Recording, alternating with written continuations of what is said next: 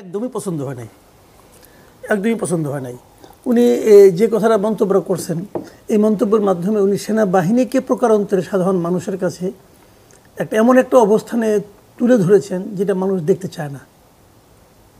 একটা জিনিস হলো কি, ওরা বড় হলে বুঝতে পারবে। আর কত বড় হবে ভাই, সবাই বিয়ে শাদী করে ফেলেছে, তো বড় হলে নাবালকরা বিয়ে করে নাকি? মানে আমি একটা উদাহরণ, নাবালকটাকে বিয়ে করে সব বড় হয়ে গেছে, বিয়ে শাদী করছে, আয় ইনকাম করতেছে, ক্ষমতাবান লোক, তারা ডিসি ট্রান্সফার কোথায় করতে হবে না করতে হবে সেগুলো তারা নিয়ন্ত্রণ করতে পারে, বুঝতে পারে। তো তাদের আবার কত বড় হবে যখন তারা বুঝতে পারবেন যে প্রতিরক্ষা বাহিনী নিয়ে কথা বলা যাবে না, তখন শুনে নাম বলি সেনাবাহিনী কি হবে না আমি জানি না। এদেশের মানুষ বলুন তো, এই দেশে একটা সেনাবাহিনী দরকারটা কেন? এই সেনাবাহিনী কি যে কারোর সঙ্গে যুদ্ধ করবে? কার লোক যুদ্ধ করবে? ইন্ডিয়ার সঙ্গে? ইন্ডিয়ার যে সেনাবাহিনী, ইন্ডিয়ার সেনাবাহিনী যে আছে, আমার সেনা ওই যে একবার একটা কথা হয়েছিল, একটা কথা বলি আপনাকে।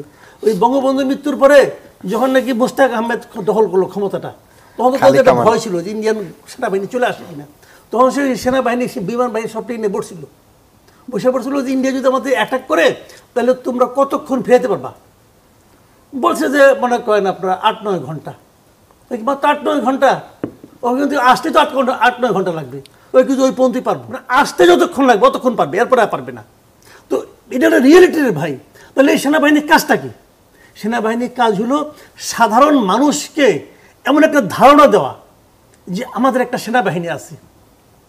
সাধারণ মানুষ, সেনাবাহিনী এমন একটা ইমেজ থাকতে হবে যে ইমেজটা দেখে সাধারণ মানুষ মনে করবে যে এরা দৃঢ়, কঠোর, এরা মানে যে কোনো জায়গায় রুখে দাঁড়াতে পারে। এই ধরনের একটা ধারণা সাধারণ মানুষের মধ্যে তৈরি করা হলো সেনাবাহিনীর মূল কাজ। এবং সেই কাজটা আজকে আমাদের সেনাপ্রধান একদম ভেঙে দিয়েছে।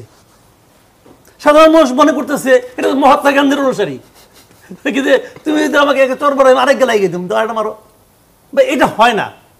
উনি মাইন্ড করতে পারেন, উনি মন খারাপ করতে পারেন, করেন ভাই, কিছু করার নাই।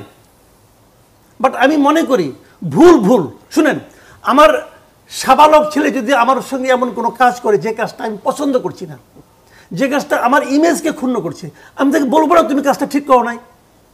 বলা মানে কি তার যে চরমারা তাকে কিন্তু আমি বলছি না। আমি কি বলবো না? আমি কি আমার লজিকটা তুলে ধরবো না যে এই কারণে আপনার কথাটা ঠিক না? কেন বলবো না? এটা বলা উচিত। যে কেউ ভুল করতে পারে, ভুল করা কিন্তু কোনো অন্যায় না। ভুলকে আশকারা দেওয়া অন্যায়। ভুল তো করতে পারে, আপনি ভুল করতে পারেন না। পৃথিবীতে কে ভুল করে না বলেন তো আপনি? ডক্টর ইউনূস ভুল করতেছে না, আমরা এটা বলবো না। ভালো করলে প্রশংসা করবো, ভুল করলে সমালোচনা করবো। সবাই ভুল করে পৃথিবীতে, একমাত্র আমাদের মহানবী ছাড়া। সবাই ভুল করতে পারে, ভুলের সমালোচনা করতে হবে, ভুলটা ধরাই দিতে হবে।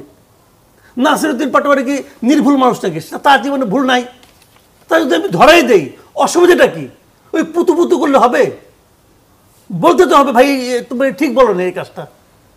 এখন হলো জিনিসটা, তাহলে মানুষ এখন মনে করতেছে, আমি এখন কি মনে করতেছি যে নাসিরউদ্দিন পাটোয়ারি ঠিক, ঘিলু নাই। কারণ উনি যেটা বলছে এটা বলার মধ্যে কেউ তো কোনো প্রতিবাদ করে নাই, কেউ এই পর্যন্ত প্রতিবাদ করছে এবং উনিও মেনে নিচ্ছে যে না ঠিক আছে, করছে করুক, একদিন বুঝবে। ওই দিন কোন দিন বলেন না, কোন দিন শুনি? মানে আপনার মতে ওনার কঠোরভাবে না বলা উচিত ছিল যে এই কথাটা উনি ঠিক বলেন নাই, এটা বলা উচিত ছিল। এখন বলে আপনার মন খারাপ করেন, আরে আমার তুমি বললাম মন খারাপ করবো না, কেন মন খারাপ করবো না? আপনি যখন বলেন যে সেনাবাহিনী কোনো ঘিলু নাই, উনি কি বলছে? সেনাবাহিনী ঘিলু নাই, বিদেশে যায়, অস্ত্র প্রদর্শনীতে যায়, নিয়ে 2-1টা অস্ত্র নিয়ে এসে নিয়ে তারা কত মাথার মধ্যে, যেহেতু ঘিলু নাই, জনগণের মাথার মধ্যে বন্দুক ধরে। আচ্ছা ঠিক আছে, জনগণের মাথার মধ্যে বন্দুক ধরে, তো আপনি কবে বললেন কথাটা? 2025 সালে এসে বললেন। 2025 সালে কি সেনাবাহিনী জনগণের মাথায় বন্দুক ধরছে? বরং সেনাবাহিনী মাথায় বন্দুক ধরে নাই বলে শেখ হাসিনাকে পলাইতে হয়েছে। জনগণের মাথায় বন্দুক ধরতে চায় নাই বলে, অস্বীকৃতি জ্ঞাপন করছে বলে আজকে আমরা এই অবস্থার মধ্যে আসতে পারছি। বাস্তবতা তো মানতে হবে। এখন যদি উল্টা বলেন যে সেনাবাহিনী এসে জনগণের মাথায় বন্দুক ধরে, তাহলে you have to prove it. আপনি প্রমাণ করেন ভাই।